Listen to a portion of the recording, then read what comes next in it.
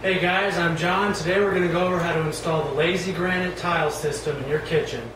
Before starting your project, it's a good idea to lay down a layer of plastic sheeting on your floors to protect them while you work. Make sure you secure the plastic sheeting to the floor so it won't move around as you walk on it. Use painter's tape so you won't be left with any residue on your floors when you remove it.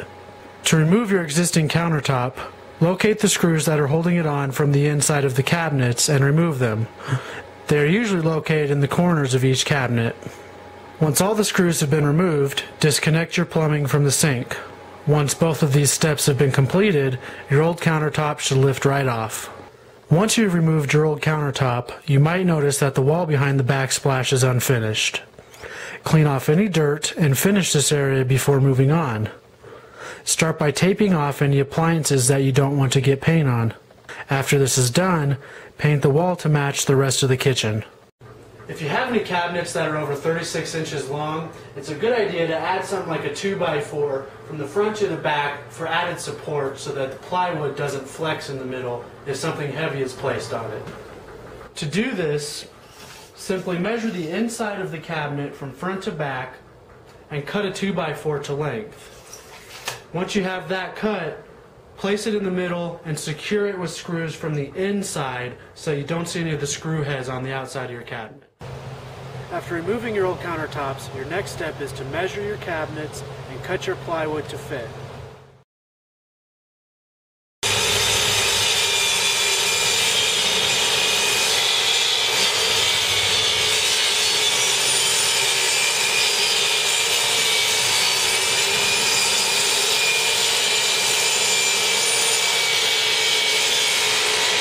After cutting all of your plywood, set it into place to make sure everything lines up.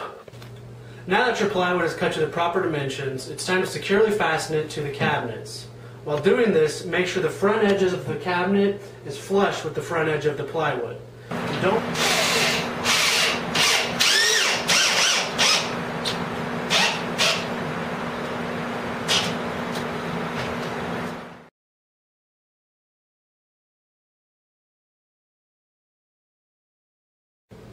The next step after you fasten your plywood to the cabinets is to cut the hole for where you want your sink. The easiest way to do this is to just take the granite for your sink kit and place it on your countertop wherever you want your sink located.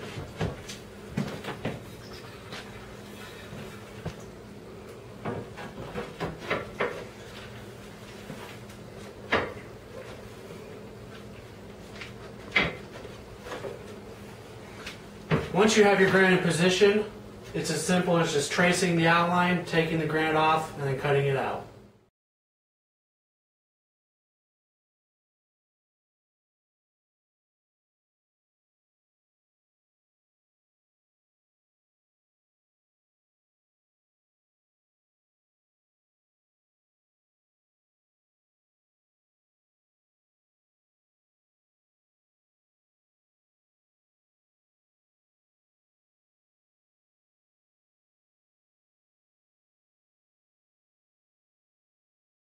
Use a smaller drill bit to cut a hole along the sink line to give you a spot to insert your saw blade.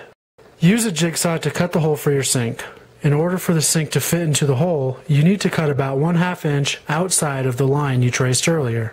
Once your hole is cut, place the sink and granite into place to make sure everything lines up properly.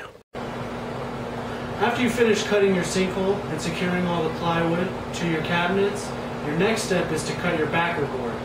You do this the same way as you cut the plywood.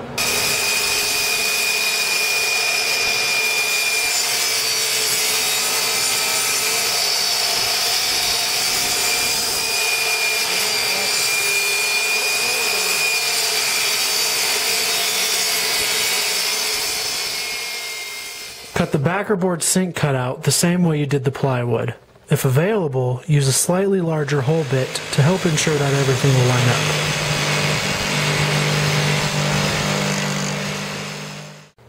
Once you've cut all your backer board pieces and you've laid them down to make sure everything fits, it's time to secure them. Do this the same as you did the plywood. After securing your backer board to the cabinets, use the cement board mesh tape to cover any seams. Once you've attached the backer board to the plywood, it's time to start laying out and cutting your granite tiles. Use a Sharpie to draw a line where you need to cut on the bottom side of the tile. This is another area where you want to take your time and make sure that you have everything right.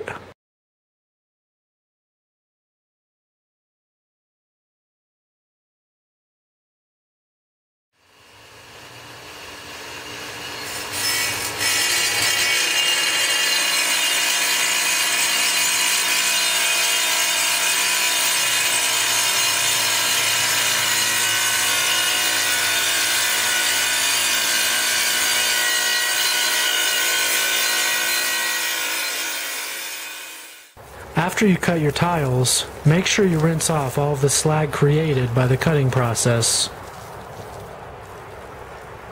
Set the freshly cut tile into place to make sure it fits properly.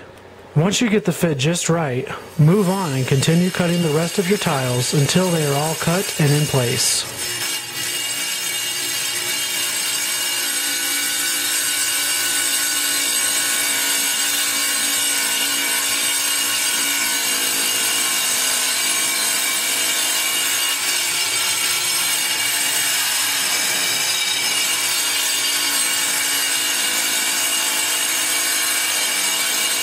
Doing an inside corner with the lazy tile system couldn't be easier. Simply take a 24-inch by 24-inch tile and lay it in the corner. Set a lazy tile on either side and miter cut the front bullnose of each to 45 degrees so everything lines up in the front.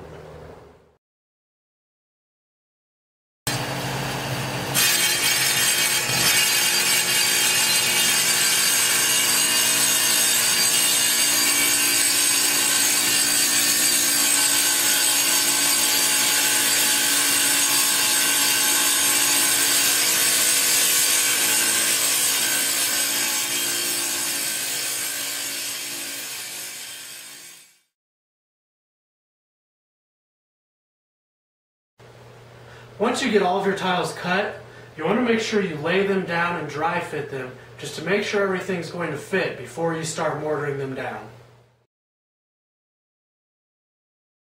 Once you have all of your tile fitting properly, it is time to start mixing your mortar. For this step, you'll need a 5-gallon bucket, a water supply, a bag of mortar, and something to mix it with. To ensure good results, make sure you follow the manufacturer's instructions for mixing.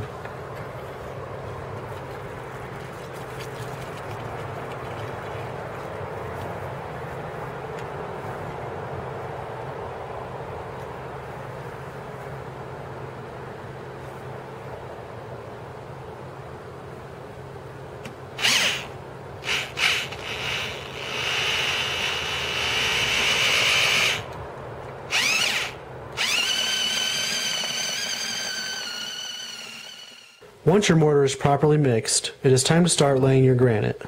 Always start with the sink and work your way out. Carefully spread the mortar around the sink, making sure not to get it anywhere it doesn't belong.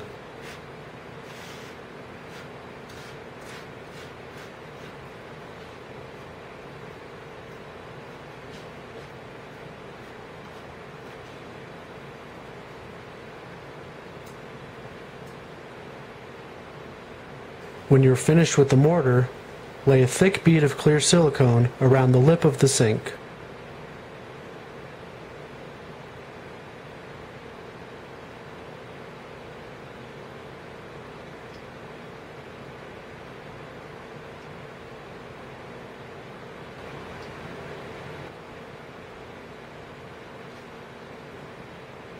Carefully lay the sink tiles and position them.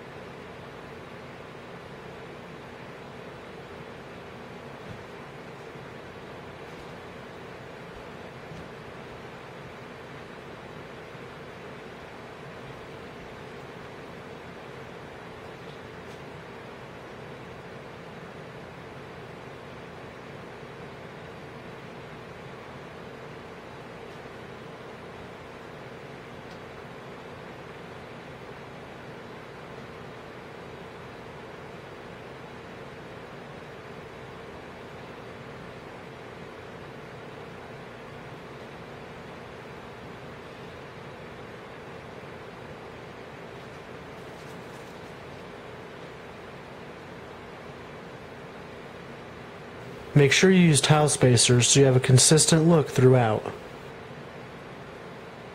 Once you have it positioned where you want it, clean up any silicone that is seeped out into the sink basin. Now that your sink is in place, you are ready to install the rest of your granite.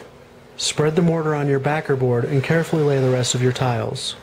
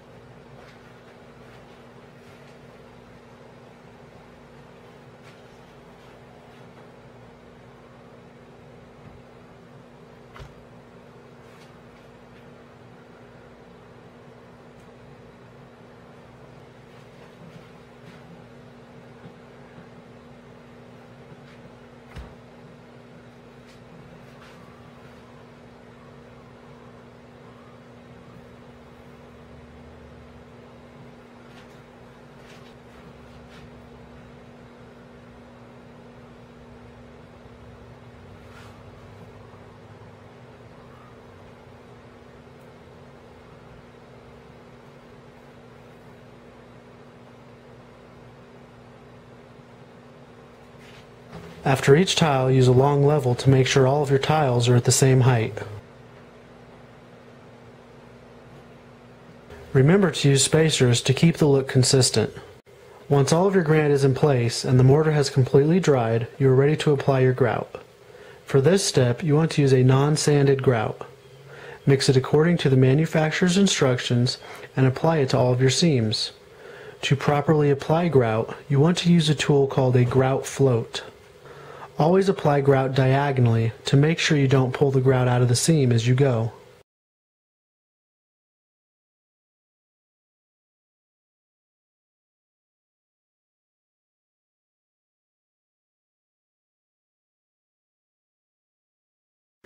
After letting your grout set up for a few minutes, use a damp grout sponge to clean off any excess from your tiles.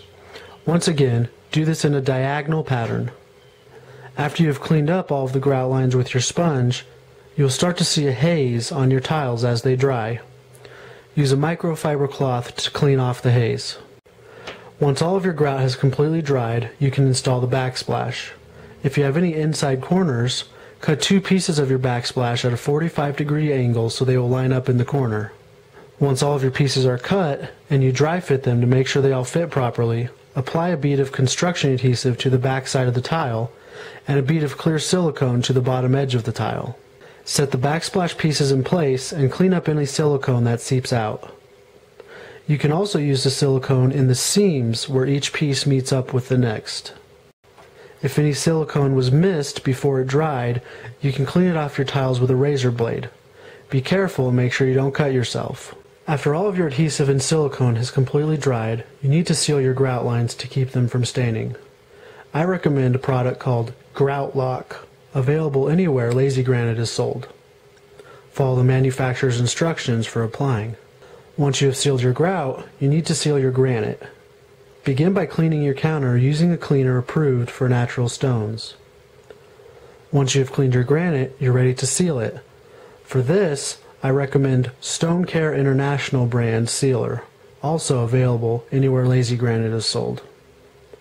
As always, follow the manufacturer's instructions for application. The final step in your project is to enjoy your new granite countertop.